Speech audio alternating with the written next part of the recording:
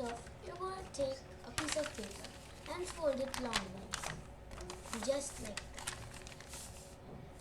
And you're going to open it up and fold the top right corner and the top left corner to make a triangle in shape. And then you're going to fold that all the way down, and then you're going to make sure that the top half has the corner.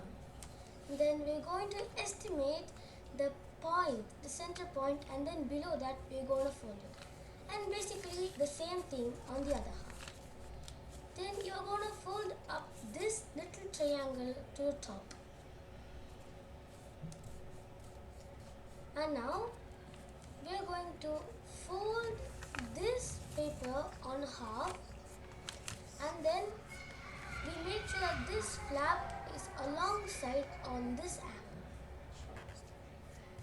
We're going to open it up and push it inside, and then tuck this all up in that.